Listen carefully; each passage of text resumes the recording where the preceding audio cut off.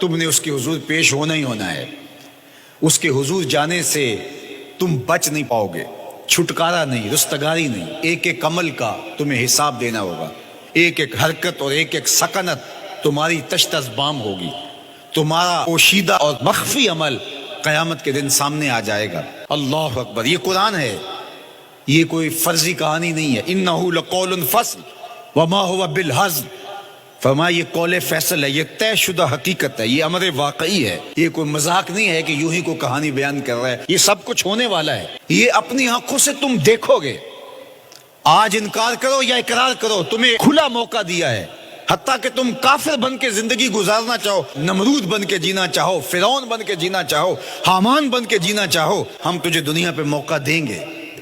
لیکن یہ نہیں ہے کہ جب زندگی کی بساط لپیٹے گی پھر کام ختم ہو جائے گا. نہیں، یہ تمہیں ہمیں فرصت دی ہے، پھر ہم نے تم سے حساب لینا ہے. ایک ایک عمل تمہارے سامنے آئے گا. اللہ اکبر. ذرا غور کیجئے. فآمنوا باللہ، تو بہتر ہے کہ اللہ پر ایمان لاؤ. اس کے حضور تو تم نے آنا ہی آنا ہے. بہتر نہیں ہے کہ جیتے جی آ جاؤ، پھر لوگ تجھے اٹھا کے لائیں گے. اچھا نہیں ہے کہ اپنے قدموں سے چل کے آ جاؤ. کی آگ سن لوک یعقوب تینوں جدوں ٹر پہ ہوں سر منہ کج کے تم. پھر جو کفن کی تنیوں میں لپیٹ کر کے تجھے لے کر کے جایا جائے گا، تو اچھا نہیں ہے کہ اپنے قدموں سے خود چل کے مالک کی دہلیز پہ چلے جاؤ. ایک حدیث میں آتا ہے کہ اللہ بندے کو اپنے سامنے سے ہٹنے نہیں دے گا جب تک اس سے 4 سوال نہیں کر لے گا. آپ دیکھیے، میں دیکھوں کیا ہم ان سوالوں کے جواب دینے کے لیے اپنے آپ کو تیار کر رہے ہیں. پہلی چیز، اللہ پوچھے گا عمر کہاں گزاری. دوسرا سوال، اللہ تعالیٰ علم کے بارے میں پوچھے گا. جو پڑھا تھا بتا، عمل کہاں تک کیا. خلوت، جلوت، زندگی، شام و سحر تیرے اس سیکھے ہوئے علم کی مطابقت میں تھے، یا علم عزت دولت کمانے کے لیے پڑھا تھا. تیسری بات، اللہ پوچھے گا مال کمایا کیسے، اور مجھے بتا مال خرچ کہاں کیا. آج لوگ نیب سے ڈرتے ہیں کہ ہم سے پوچھ نہ لیا جائے کہ یہ آیا کہاں سے. منی ٹریل پیش کرو، یہاں ہم بچ جائیں گے. کوئی مکر، کوئی دھندا، کوئی فریب چل جائے گا، کوئی پریشر، کوئی افرادی قوت، کوئی سیاسی اثر و رسوخ، کوئی رشوت، کوئی سفارش، کچھ نہ کچھ تو راستہ نکل ہی آئے گا. اور آج کی دنیا میں صرف یہی پوچھا جاتا ہے کمایا کہاں سے. یہ نہیں پوچھا جاتا خرچ کہاں کیا. جیسے چاہو خرچ کرو، لیکن وہاں سوال ہوگا وَفِيمَا أَنفَقَهُ، خرچ کہاں کیا. یہ سوال بھی کیا جائے گا. وَعَنْ جِسْمِهِ فِيمَا أَبْلَاهُ، اور جسم کے بارے میں پوچھا جائے گا، اس جسم کو دی ہوئی توانائیوں کو خرچ کہاں کیا.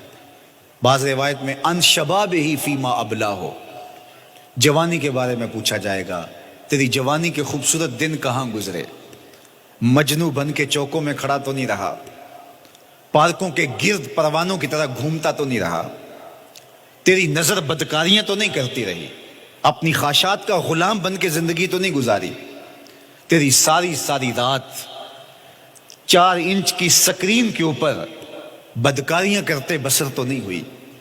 پوچھا جائے گا بتا جوانی کہاں گزری. جوانی مستانی ہے یہ کہہ کر کے تو نے ہر ضابطے سے چھٹی تو نہیں کر لی تھی، یا جوانی کے تقدس کو تو نے محفوظ کیا اور راتوں کی تنہائیوں میں اللہ کے حضور سجدہ ریزی کرتا رہا. میرے اور آپ کے آقا و مولا نے فرمایا جو جوان جوانی میں توبہ کرے وہ اللہ کو محبوب ہے. اللہ اکبر. اور اللہ جن 7 لوگوں پر اپنے عرش کا سایہ کرے گا ان میں سے ایک شخص کا ذکر کرتے ہوئے فرمایا وَشَابٌ نَشَأَ فِي عِبَادَةِ اللَّهِ، وہ جوان جس کی جوانی اللہ کی عبادت میں گزری. قیامت کے دن جب کوئی سایہ نہیں ہوگا اللہ اسے اپنے عرش کا ٹھنڈا سایہ عطا فرمائے گا. میرے مخاطبین جو اس وقت میرے سامنے موجود ہیں بالمشافہ، اور پوری دنیا کے اندر جو اس وقت مجھے دیکھ رہے ہیں، ان میں زیادہ تر تعداد نوجوانوں کی ہے. تو میں آپ سب سے مخاطب ہوں اور آپ کو کہتا ہوں کہ یہ جوانی دوبارہ نہیں ملنی. بندہ کہتا ہے بڑھاپا آئے گا دیکھ لیں گے. جس طرح ہر چیز کا سرور جوانی میں ہوتا ہے، ہر چیز کا لطف بندہ کہتا ہے جوانی میں ہے، سجدوں کا جو لطف جوانی میں ہے وہ کسی اور زمانے میں نہیں ہے. اپنی پیشانی کو سجدوں سے آشنا کرو، اپنی جوانی کو مثل سحر بے داغ رکھنا، اپنے شباب کو الجھنے نہ دینا، اپنے شباب کے تقدس کو پامال نہ ہونے دینا۔ اس کائنات کا بہترین چہرہ وہی ہے جو جنسی کالک سے محفوظ ہے۔ اپنے تقدس کو مجروح نہ ہونے دینا۔ تمہاری زندگی شبنم سے پاکیزہ تر رہے، سحر سے پاکیزہ تر رہے۔ تمہاری جوانی اتنی خوبصورت ہو کہ محمد عربی کو رشک آئے تمہاری جوانی پر۔ اپنی جوانی کو آوارگی میں بسر نہ کرنا، اپنی اس جوانی کو دین کے لیے وقف کرنا۔ سحری کے سجدوں میں آنسو بہا کر کے جوانی کا لطف کشید کرنا۔